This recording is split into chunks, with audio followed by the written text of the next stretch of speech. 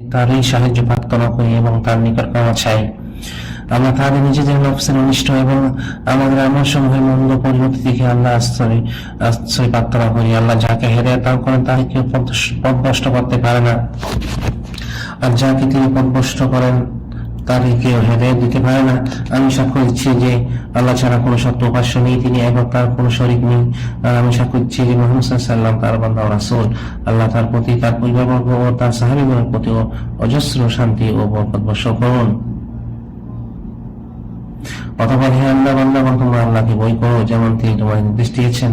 আল্লাহ তাআলা বলেন, হে বান্দাগণ, তোমরা আল্লাহকে ভয় করো এবং সঠিক ও সত্য কথা বলো, তিনি তোমাদের আমলসমূহ সংশোধন করে দিবেন, তোমাদের গুনাহসমূহ ক্ষমা করে দিবেন।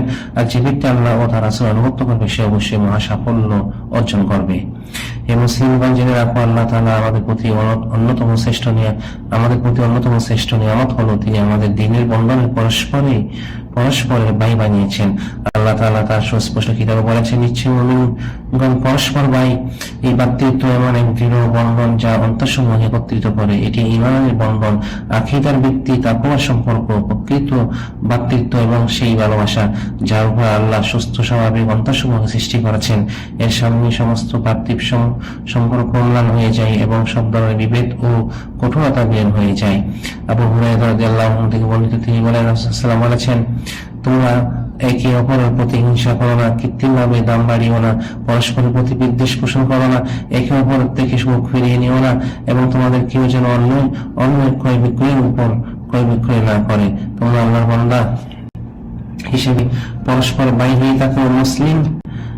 মুসলিমদের ভাই, সে তার উপর জুলুম করে না, তাকে অসহায় অবস্থায় পরিত্যাগ করে না এবং তাকে তুচ্ছ তাচ্ছিল্য করে না। তাকওয়া এখনো এই কথা বলে তিনি নিজের পক্ষের দিকে তিনবার ইশারা করে বলেন, কোন মানুষের মন্দ হওয়ার জন্য এগুলি কি যথেষ্ট যে সে তার মুসলিম ভাইকে তুচ্ছ মনে করে?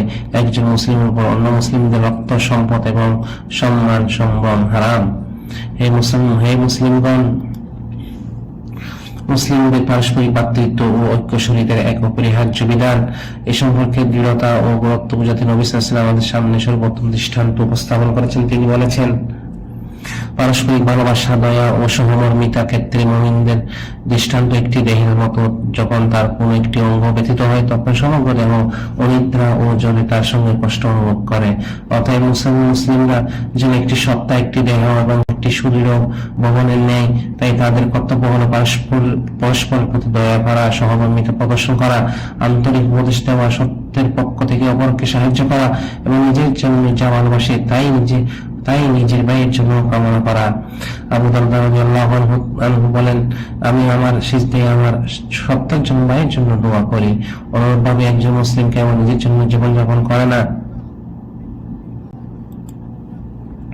বরং সে সব অবস্থায় তার মুসলিম ভাইয়ের পাশে থাকে এবং সময়ের বিপদ আপদে তাকে সাহায্যের হাত বাড়িয়ে দেয়। রাসূল সাল্লাল্লাহু আলাইহি ওয়াসাল্লাম বলেছেন, মুসলিমরা এক ব্যক্তি নেই, যদি তার চোখ ব্যথিত হয় তবে সমগ্র দেহ ব্যথিত হয়, আর যদি তার মাথা ব্যথিত হয় তবে সমগ্র দেহ ব্যথিত হয়। আর তিনি আরো বলেন, ঈমানদারদের মধ্যে একজন মুমিনের অবস্থান দেহের মাথার মতো। একজন মুমিন তার উপর মুমিন ভাইয়ের বিপদে ব্যথিত হয় যেমন মাথা দেহের কষ্টে ব্যথা অনুভব করে।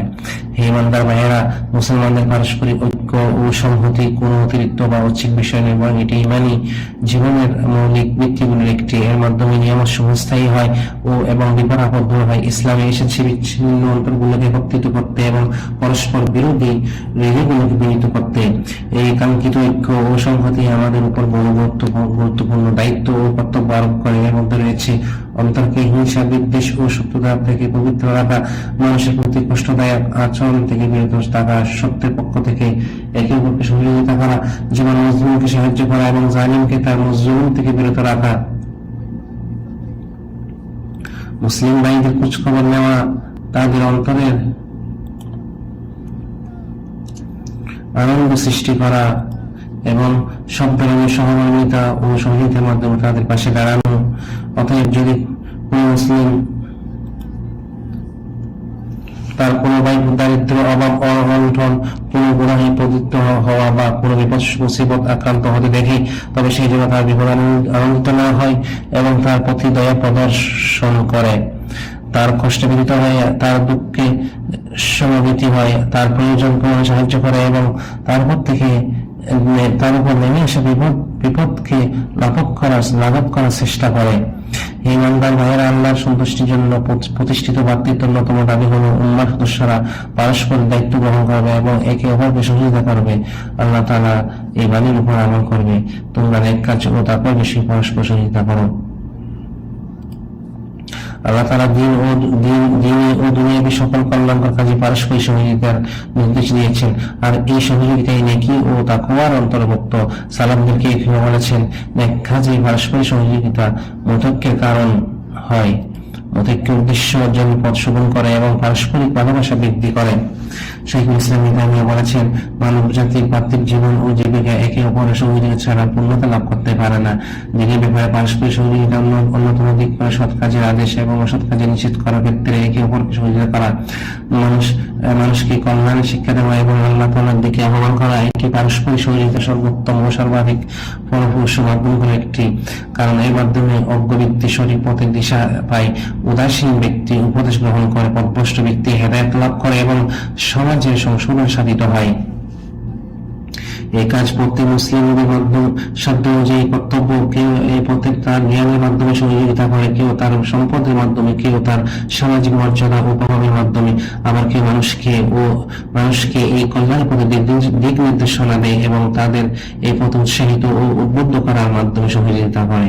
অতএব এই কল্যাণকর ক্ষেত্রে যার পরস্পর সহযোগিতা করে তাদের মধ্যে সর্বাধিক প্রতিদান প্রাপ্ত তারা, যারা মানুষকে হেদায়েতের দিকে আহ্বান করে। যেমন রাসূল সাল্লাল্লাহু আলাইহি ওয়াসাল্লাম বলেছেন, যে ব্যক্তি হেদায়েতের দিকে আহ্বান করে সে তার অনুসারীদের পরিমাণ সওয়াব লাভ করে, অথচ তাদের সওয়াব থেকে সামান্য কামানো হবে না। আর দুনিয়াবী বিষয়সমূহে শরীয়তসম্মত পারস্পরিক সহযোগিতার ক্ষেত্রে অনেক বিস্তৃত।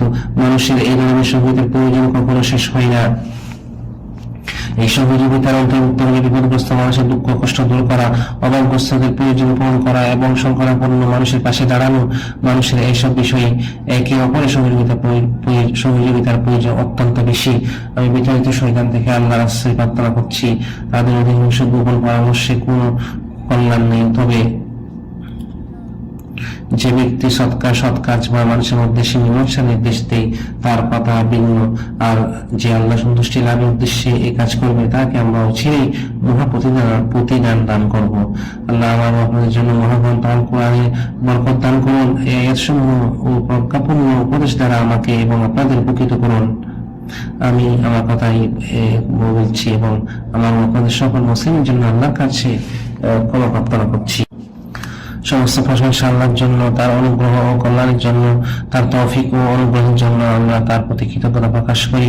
আমি সাক্ষ্য দিচ্ছি যে আল্লাহ ছাড়া কোনো সত্য উপাস্য নেই, তিনি একক, তার কোনো শরীক নেই। আর আমি সাক্ষ্য দিচ্ছি যে মুহাম্মদ সাল্লাল্লাহু আলাইহি ওয়াসাল্লাম তার বান্দা ও রাসূল, যিনি আল্লাহর সন্তুষ্টির দিকে আহ্বানকারী। আল্লাহ তার প্রতি, তার পরিবারবর্গ ও সাহাবীগণ এবং যারা তার পথ অনুসরণ করেছে, তার পদাঙ্ক অনুসরণ করেছে ও তার সুন্নাহকে আঁকড়ে ধরেছে, তাদের সকলের প্রতি শান্তি ও বরকত নাযিল করুন। অতঃপর হে আল্লাহর বান্দাগণ,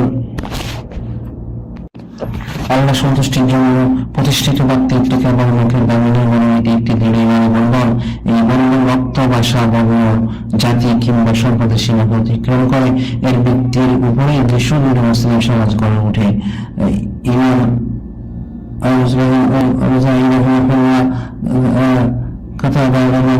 লিখেছিলেন, যদি আমাদের ও আপনাদের মাঝে বসবাসের দূরত্ব রয়েছে, তবে ইসলামের ব্যক্তিত্ব তার অনুসারীদের একত্রে আবদ্ধ করে।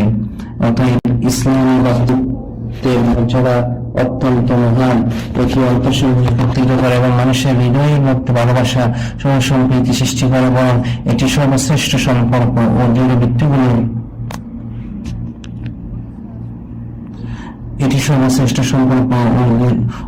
ভিত্তিগুলো একটি। আল্লাহ তাআলা বলেন, আর তিনি তাদের অন্তঃসম্পর্কে পারস্পরিক সম্প্রীতি সৃষ্টি করেছেন। আপনি যদি পৃথিবীর সবকিছু ব্যয় করতেন তবে তাদের অন্তঃসম্পর্কে সম্প্রীতি সৃষ্টি করতে পারতেন না, কিন্তু আল্লাহ তাদের মধ্যে সম্প্রীতি স্থাপন করেছেন। নিশ্চয়ই তিনি প্রাজ্ঞাময়, প্রজ্ঞাময়। নিশ্চয়ই ইসলামী উম্মাহ শক্তি নিহিত রয়েছে তাদের ঐক্য ও সংহতির মধ্যে, আর তাদের দুর্বলতা আসে তাদের বিভক্তি থেকে, আর তাদের দুর্বলতা আসে তাদের বিভক্তি থেকে। তাই উম্মাহর উচিত পারস্পরিক সহযোগিতা, ঐক্য ও সংহতি রক্ষা করা এবং বিশেষ করে বিপদ আপদ ও সংকটের সময় মুসলিমদের মধ্যে ফিতনা-বিভেদ ও দুর্বলতা সৃষ্টি করার জন্য শত্রুদের ষড়যন্ত্র সম্পর্কে সর্বদা সতর্ক থাকা। হে আল্লাহর বান্দাগণ, তোমরা নবী করিম সাল্লাল্লাহু আলাইহি ওয়াসাল্লামের প্রতি দরুদ ও সালাম পাঠ করো। আল্লাহ তোমাদের এই নির্দেশ দিয়েছেন, তিনি বলেন, হে আল্লাহ পার ও আল্লাহ ও তার ফেরেশতাগণ নবীর প্রতি দরুদ প্রেরণ করেন। হে বান্দাগণ, তোমরা তার প্রতি দরুদ ও সালাম প্রেরণ করো।